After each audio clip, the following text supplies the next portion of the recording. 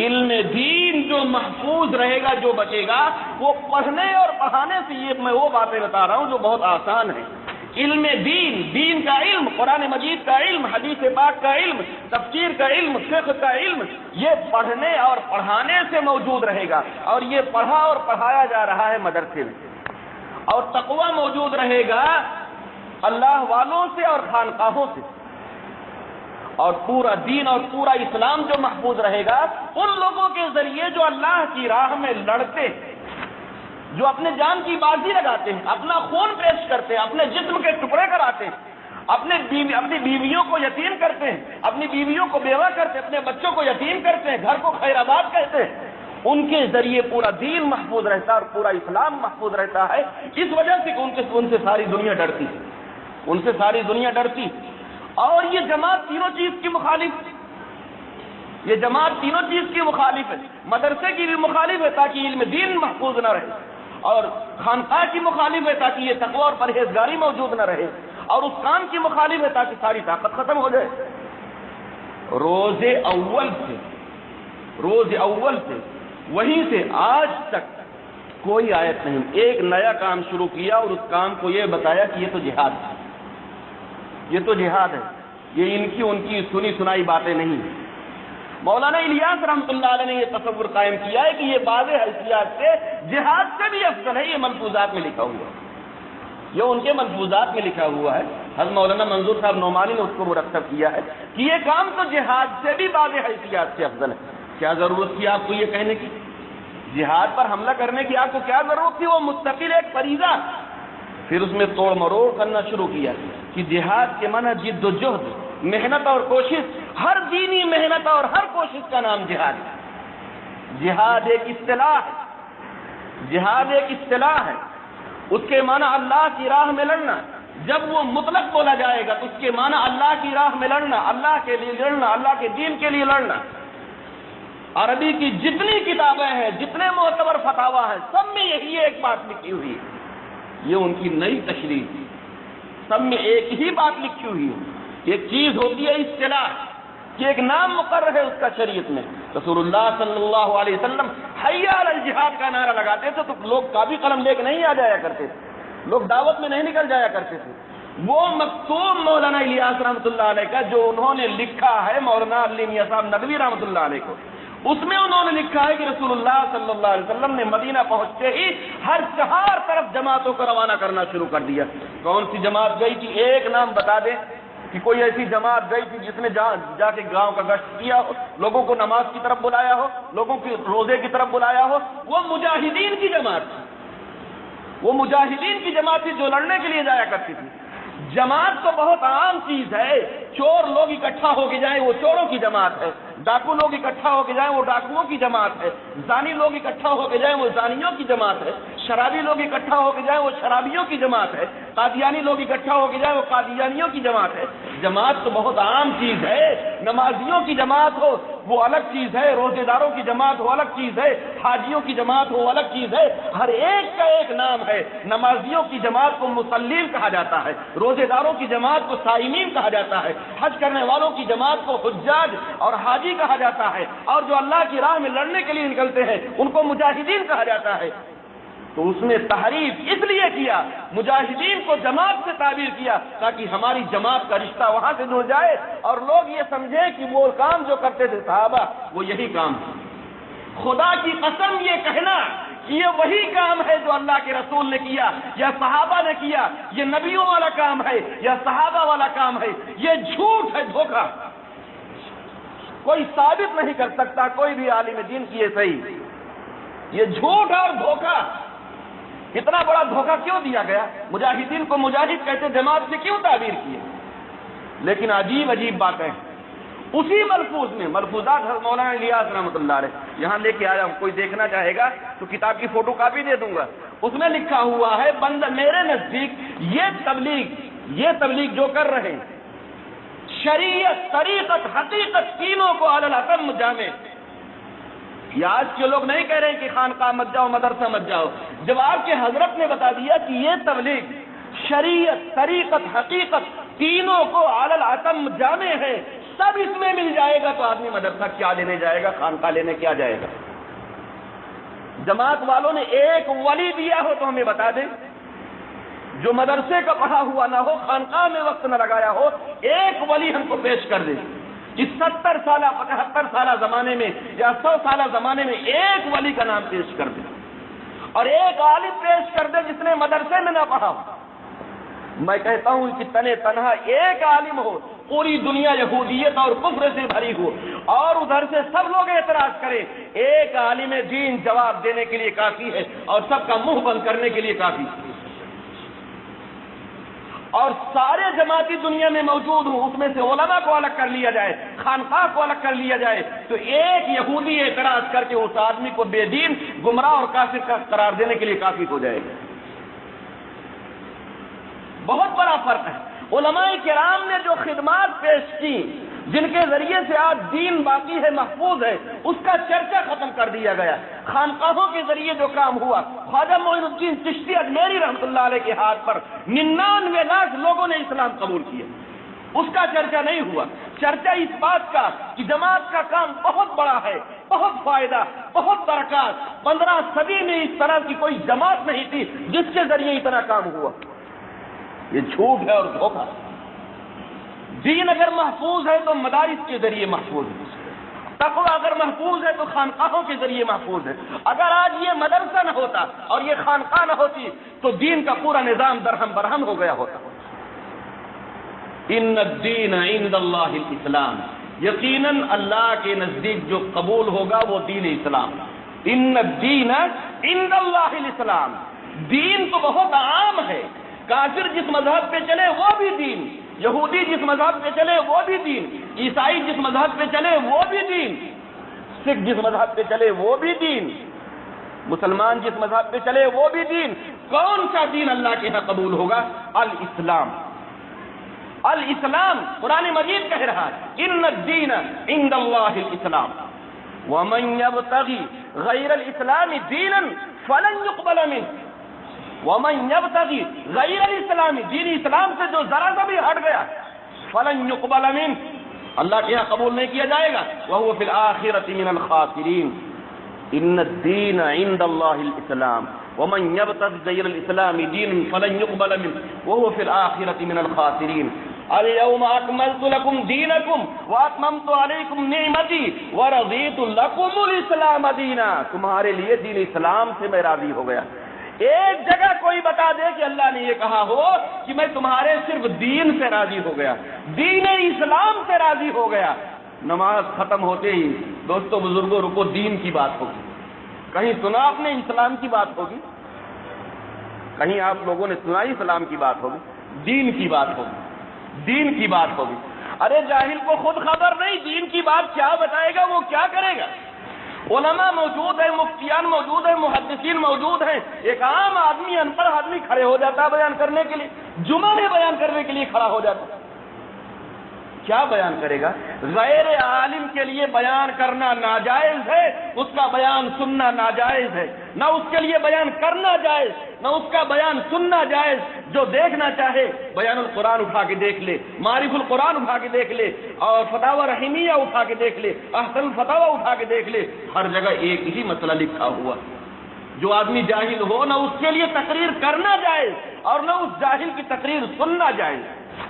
اتخذوا رؤوسا جہالا ضلوا فاضلوا، ایک زمانہ آئے گا، رسول اللہ صلی اللہ علیہ وسلم نے فرمایا کہ لوگ جاہلوں کو امیر بنا دیں گے، وہ خود بھی گمراہ ہوگا، دوسروں کو بھی گمراہ کرے گا، وہ خود بھی گمراہ ہوگا، دوسروں کو بھی گمراہ کرے گا۔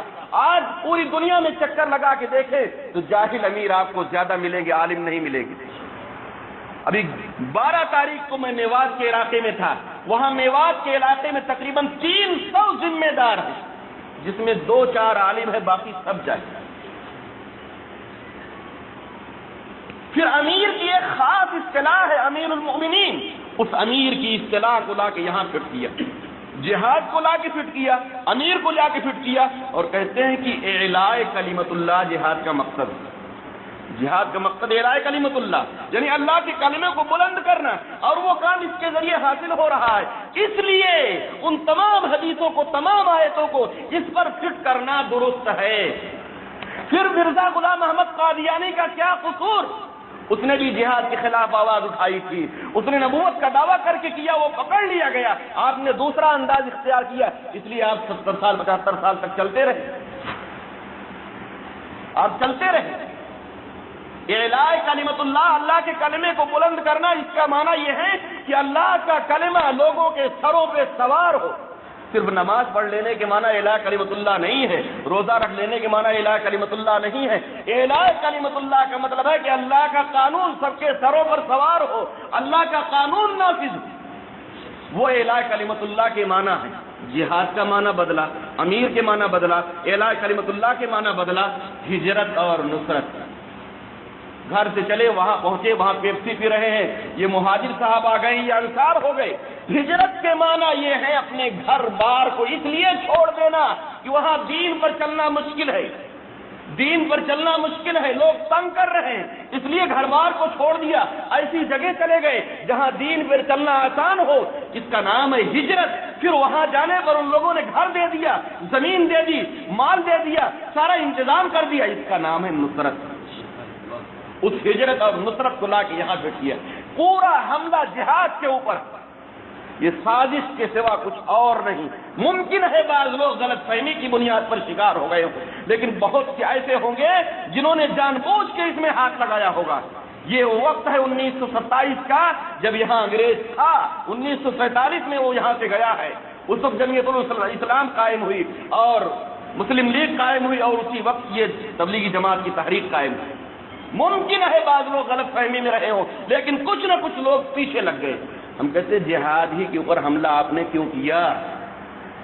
آپ کو تو چاہیے تھا کہ ذکر و اذکار کی باتیں لے لیتے، نماز والی باتیں لے لیتے، روزہ والی باتیں لے لیتے، کہ بھائی جو نماز کے لیے بلائے گا اس کو بھی ثواب ملے گا، جو روزہ کے لیے بلائے گا اس کو بھی ثواب ملے گا، جو زکوٰۃ کے لیے بلائے گا اس کو بھی ثواب ملے گا، جو حج کے لیے بلائے گا اس کو بھی ثواب ملے گا، الدال علی الخیر کفاعلہ، رہنمائی کرنے والے کو بھی ثواب ملتا ہے۔ جہاد والے میں کیوں چلے گئے آپ؟ وہ تو نمبر بعد کا ہے، پہلے نماز ہے، پھر روزہ ہے، پھر زکوٰۃ ہے، پھر حج ہے، اس میں حملہ کرنے کی کیا ضرورت تھی؟ تو میرے دوستوں، میرے عزیزوں، یہ صرف چند باتیں، یہ تو صرف چند باتیں ہیں۔ اگر پورا ورق پلٹا جائے گا کہ مولانا عمر پالن پوری نے کیا بیان دیا ہے، مولانا احمد سعید خان صاحب نے کیا بیان دیا ہے، مولانا سعد صاحب کے کیا بیانات ہیں، علامہ احمد بھاولپوری کے کیا بیانات ہیں، مولانا طارق جمیل کے کیا بیانات ہیں، جتنا گروپ ہے مرکزی قائدین کا، ہمارے علماء آج تک یہی کہتے رہے کہ یہ جوہلا کی غلطی ہے، یہ عام پبلک کی غلطی ہے، یہ کسی ایک کی غلطی ہے۔ اکابر کا دامن پاک، اکابر کا دامن پاک ہے۔ میں کہتا ہوں کہ انہی کا دامن پاک نہیں، اسی وجہ سے ساری غلطی ہو رہی، اسی وجہ سے ساری غلطی ہو رہی۔ ہم نے علماء کے سامنے عبارتیں پیش کر دی، اب آپ جواب دیجیے۔ پرسوں ہم نے محتمم صاحب دارالعلوم دیوبند سے ملاقات کر کے بات کی، ہم نے کہا حضرت کیا طریقہ اپنایا جائے کہ یہ لوگ مان جائیں؟ یہ تو کچھ سننے کے لیے تیار نہیں۔ علماء کے ایسے مخالف ہیں کہ جو سال نہ لگائے اس کو امامت پر رکھنے نہیں دیں گے۔ وہ سال کون سی بلا ہے؟ جو 14-15 سال لگایا ہو، اس کو اس سال کی کیا ضرورت ہے؟ اگر یہ جماعت اس لیے شروع کی گئی تھی کہ لوگ نماز روزہ سیکھ لیں، تو عالم دین کو لے جانے کی کیا ضرورت ہے؟ وہ آدمی بیچارہ جس کی بیوی حاملہ ہے اور پریشان ہے، اسپتال میں چلا جا رہا ہے، اس کو بھی زبردستی کھینچ کے اس کو اللہ کے بھروسے چھوڑو اور چلو تم جماعت۔ جس کے ماں باپ کو کوئی روٹی دینے والا نہیں ہے، اس کو بھی زبردستی کھینچا جائے کہ چلو تم بھی چلو۔ یہ کیا طریقہ ہے؟ یہ کیا آفت ہے؟ یہ کون سی بلا ہے؟ وہ حضرت عثمان غنی رضی اللہ تعالیٰ بدر کے میدان میں جا رہے تھے، پہلی جنگ تھی۔ آپ علیہ السلام نے پوچھا کہ بیوی کا کیا حال ہے؟ کہا بیمار ہے۔ کہا اس کو کوئی دیکھنے والا ہے؟ کہا کوئی دیکھنے والا نہیں۔ کہا لوٹ جاؤ، واپس جاؤ، تم واپس جاؤ، تمہاری گنتی بدر والوں میں ہوگی۔ میدان جنگ میں جا رہے ہیں، پہلی لڑائی ہے، لیکن پھر بھی واپس کر دیے۔ اور یہاں کیا صورتحال ہے؟ ہر آدمی کو پریشان کر دیا، عوام کو بھی پریشان کر دیا، علماء کو بھی پریشان کر دیا، تنگ کر دیا۔ چلانے لگائے بغیر کوئی چارہ نہیں۔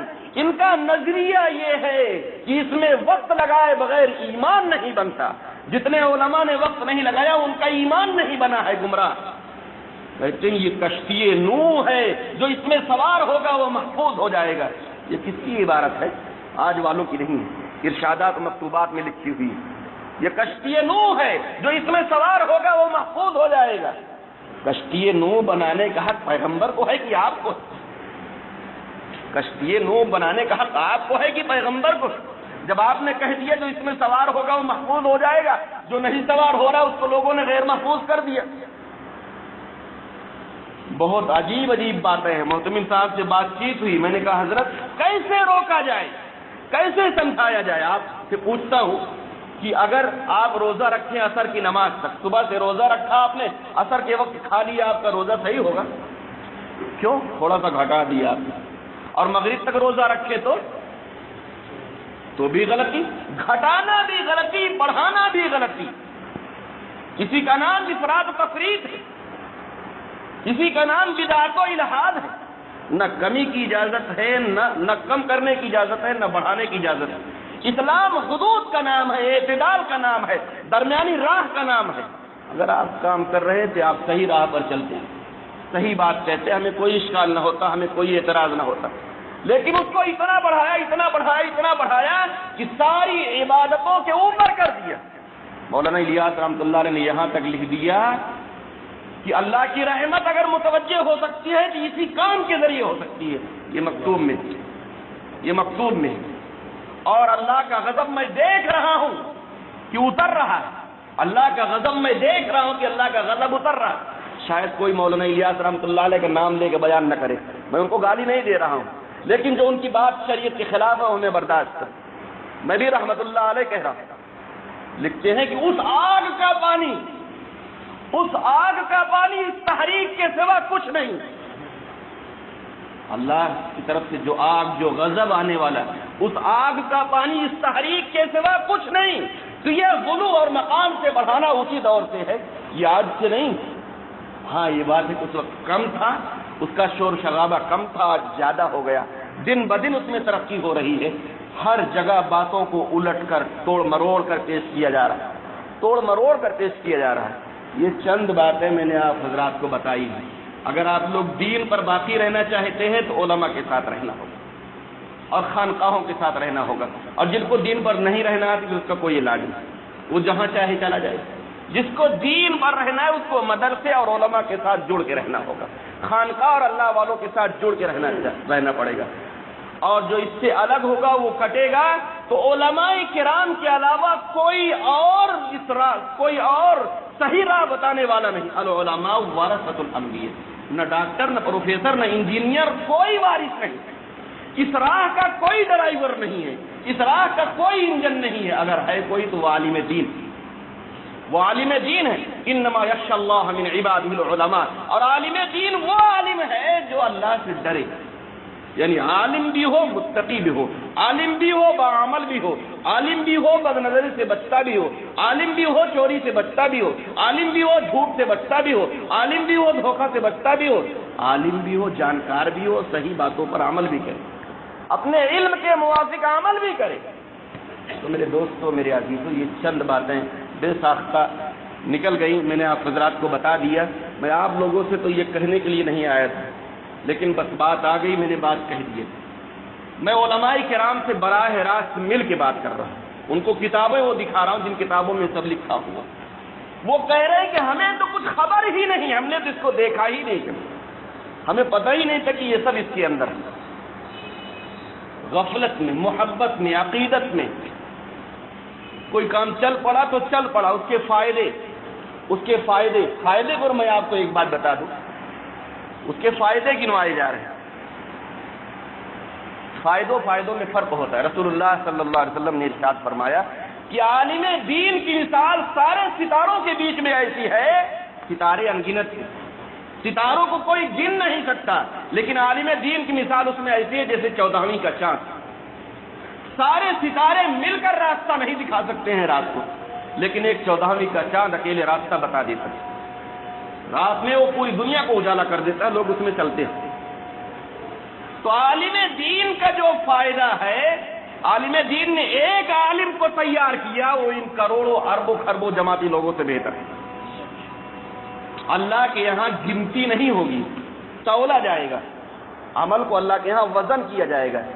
گنتی رسول اللہ صلی اللہ علیہ وسلم کی عمر شریف 63 برس کی ہے۔ اگر گنتی شروع ہوئی، کوئی کہے گا کہ میں تو 100 برس کا ہوں، میرا رکوع سجدہ زیادہ ہو گیا، لیکن کروڑوں اربوں خربوں سجدے ایک طرف اور نبی کا ایک سجدہ ایک طرف۔ اللہ کے یہاں وزن ہوگا، ایک طرف 5 کروڑ بھوسا رکھ دیجئے، ایک طرف 10 کلو کا بٹخرا رکھ دیجئے۔ تو عالم دین کا کام یہ بٹخرا ہے، یہ وزن ہے، اللہ کے یہاں وزن کیا جائے گا۔ اس کا راگ لوگ الاپ رہے کہ یہ کر دیا، وہ کر دیا، وہ کر دیا۔ عالم دین نے جو کیا وہ کسی نے نہیں کیا۔ صحابہ کے بعد، انبیاء کے بعد، تابعین کے بعد عالم دین نے جو کیا وہ کسی نے نہیں کیا، اور نہ کوئی کر سکتا ہے۔ اور دین محفوظ رہے گا تو عالم دین ہی کے ذریعے محفوظ رہے گا۔